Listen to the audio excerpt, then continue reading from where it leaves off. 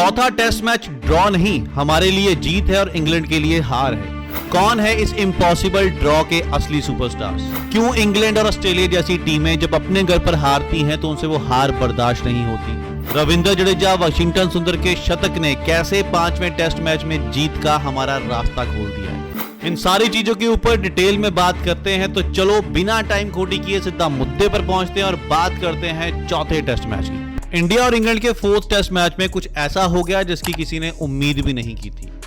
चौथे टेस्ट के चौथे दिन तक सबको यह लग रहा था कि यह मैच इंडिया हार चुका है और इंग्लैंड आराम से यह मैच जीत लेगा। केएल राहुल, शुभमन गिल ने थोड़ी उम्मीदें जगाई थी कि हाँ ये टेस्ट मैच हम ड्रॉ कर सकते हैं, लेकिन 100% किसी को भी यकीन नहीं होगा कि वाकई में इतनी आसानी से हम ये मैच ड्रॉ कर लेंगे। मतलब 2 विकेट हमने अपनी गलती से 0 रन पर ही गवा दिए थे और उसके बाद अगली 2 विकेट निकालने के लिए इंग्लैंड के ठंड में पसीने निकल गए। भाई साहब 4 बल्लेबाजों ने ना लगभग शतक ही लगा दिया हमारा। केएल राहुल 90 रन पर आउट हो गए, अगर वो भी शतक बना देते तो 4 शतक हो जाते एक ही इनिंग में। इंग्लैंड ने जब से बेसबॉल अप्रोच अपनाई है और बेन स्टोक्स की कप्तानी के अंदर ये उनकी दूसरा ड्रॉ है। इससे पहले वो सिर्फ 1 मैच ड्रॉ किया है, वो एशेज सीरीज में किया था, इसी मैदान में किया था, लेकिन वो ड्रॉ हुआ था बारिश के कारण कि उस मैच में बारिश आती रही थी। लेकिन इस मैच में बारिश तो एक भी दिन नहीं आई।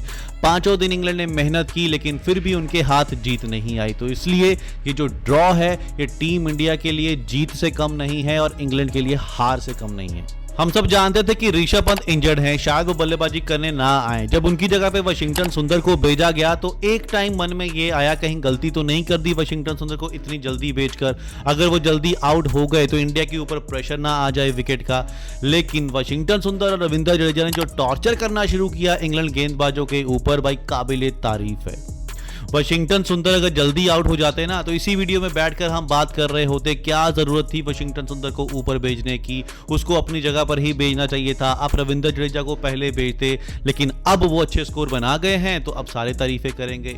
यही मजा है, यही क्रिकेट है भाई। आप क्रिकेट में अच्छा करोगे तो आपको चारों तरफ से एप्रिसिएशन मिलेगा, लेकिन आप गलत करोगे तो फिर आपको क्रिटिसिज्म भी सहना ही पड़ेगा। ठीक है, ये चीजें आपको एक्सेप्ट करनी ही पड़ती हैं।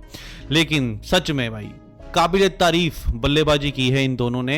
नींव रखी थी केएल राहुल और शुभमन गिल ने और उस नींव के ऊपर अच्छी खासी बिल्डिंग बनाई रविंद्र जडेजा और वाशिंगटन सुंदर ने, और ऐसी बिल्डिंग बनाई जिसकी एक भी ईंट इंग्लैंड हिला नहीं पाया। ये ड्रॉ जीत से कम इसलिए नहीं है क्योंकि ये मेंटली इंडिया को इतना स्ट्रांग कर देगा, इतना कॉन्फिडेंस दे देगा जो हेल्प करेगा 5वें टेस्ट मैच में। और 5वें टेस्ट मैच में अब उम्मीदें जाग चुकी हैं कि टीम इंडिया वो मैच जीतकर इस सीरीज को बराबरी पर खत्म कर सकता है। अब बात कर लेते हैं इस ड्रॉ के असली सुपरस्टार्स की। भाई सुपरस्टार तो हमको सेकंड इनिंग में ही मिले हैं, क्योंकि पहली इनिंग में हमने किसी हद तक 358 स्कोर बना लिया, लेकिन वो इतना स्कोर नहीं था जिससे हम मैच जीत पाते या फिर ड्रॉ करा पाते। लेकिन दूसरी इनिंग में जब सबसे ज्यादा जरूरत थी तब हमारे सुपरस्टार सामने आकर खड़े हुए और इस मैच को ड्रॉ करवाया। सबसे पहला नाम तो मैं कप्तान साहब का ही लेना चाहूंगा, शुभमन गिल। भाई साहब कप्तान ने ना फ्रंट पर खड़ा होकर अपनी टीम को लीड किया है। जब आपकी टीम का कप्तान अच्छी परफॉर्मेंस देता है, आपको बताता है कैसे यहां पर बल्लेबाजी करनी है, कैसे फाइट करनी है, तो आपकी टीम के बाकी खिलाड़ियों में भी हौसला आ जाता है, उनका कॉन्फिडेंस साथ में आसमान पर पहुंच जाता है। और वैसा ही हुआ। कप्तान साहब ने अपना चौथा शतक कंप्लीट किया। यहां पर पहले ऐसे कप्तान बन सकते हैं जो एक सीरीज में 5 शतक लगा सकते हैं। इससे पहले सुनील गावस्कर साहब ने इंडिया की तरफ से कप्तानी करते हुए 4 शतक लगाए थे एक ही सीरीज में, और उसके ऊपर डॉन ब्रैडमैन। अगर शुभमन गिल अगले मैच में 2 इनिंग में से 1 शतक लगा देते हैं तो वो नंबर 1 कप्तान बन जाएंगे जिन्होंने एक सीरीज में 5 शतक लगाए हैं, और मुझे उम्मीद है वो ये कारनामा कर दिखाएंगे। कप्तान साहब पहली इनिंग में फ्लॉप रहे थे, और जब वो फ्लॉप हुए थे तो हमने कहा था कि भाई आपको अगर मैच जीतना है, सीरीज बराबर करनी है, तो कप्तान का चलना बहुत जरूरी है। लेकिन दूसरी इनिंग में उन्होंने निराश नहीं किया। जब जब हमको लगा कि यार कप्तान साहब हमेशा तब हमारा साथ छोड़ जाते हैं तब टीम को सबसे ज्यादा जरूरत होती है, और विराट कोहली ऐसा नहीं करते थे, वो तब खड़े होते थे जब टीम को सबसे ज्यादा जरूरत होती थी। ऐसा ही काम शुभमन गिल को भी करना पड़ेगा और उन्होंने करके दिखाया। दूसरा superstar KL Rahul. KL Rahul तो इस सीरीज के शुरुआत से पहले टेस्ट मैच से ही ऐसे बल्लेबाजी कर रहा है कि इंग्लैंड को नई गेंद का फायदा उठाने ही नहीं दिया। हमेशा कहा जाता है कि इंग्लैंड जैसी कंडीशन में न्यू बॉल पर सरवाइव करना सबसे मुश्किल टास्क है, और इस टास्क में केएल राहुल के 100 में से 100 नंबर हैं। भाई साहब जायसवाल दूसरी तरफ से आउट हो जाए तो हो जाए, लेकिन केएल राहुल ने नई बॉल पर विकेट नहीं दिया। उनके अंदर जो पेशेंस था, जो ऑफ साइड की बॉल को लेफ्ट करने का उनका जो कॉन्सेंट्रेशन था, वो काबिले तारीफ है और इस इनिंग में भी उन्होंने दिखाया। अफसोस कि 10 रन से अपने शतक से चूक गए, क्योंकि इस इनिंग में वो शतक डिजर्व करते थे जिस तरीके की उन्होंने बल्लेबाजी की थी। लेकिन भाई साहब मैंने जैसे पहले बोला कि इन दोनों ने, केएल राहुल और शुभमन गिल ने नींव रखी थी इस मैच को ड्रॉ करवाने की, और उस नींव के ऊपर बिल्डिंग बनाई वशिंगटन सुंदर और रविंद्र जडेजा ने। अब बात कर लेते हैं दो और सुपरस्टार की, वशिंगटन सुंदर, रविंद्र जडेजा। जब शुभमन गिल और केएल राहुल आउट हो गए थे ना, तो माइंड में और दिल में ये बात आ गई थी कि साहब ये मैच अब हमारे हाथ से जाने वाला है, क्योंकि इन दोनों के ऊपर सारा दारोमदार था। हमने सोचा था कि पहला सेशन ये दोनों बल्लेबाज किसी तरीके से निकाल जाएं, उसके बाद बाकी के बल्लेबाज ये मैच को ड्रॉ करवा सकते हैं, लेकिन पहले ही सेशन में ये दोनों बल्लेबाज आउट हो गए, तो लगा मैच खत्म है, इंग्लैंड ये मैच जीत जाएगा और आज हमारी सीरीज भी हाथ से चली जाएगी। लेकिन दोनों के आउट होने के बाद जिस तरीके से रविंद्र जडेजा और वशिंगटन सुंदर ने बल्लेबाजी की है, इंग्लैंड को समझ में नहीं आ रहा था कि किस गेंदबाज का हम यूज करें। पुरानी गेंद को कराने के चक्कर में बेन स्टोक्स ने लगातार अपने 8 ओवर करवा दिए और वहां पर ही वो थक गए।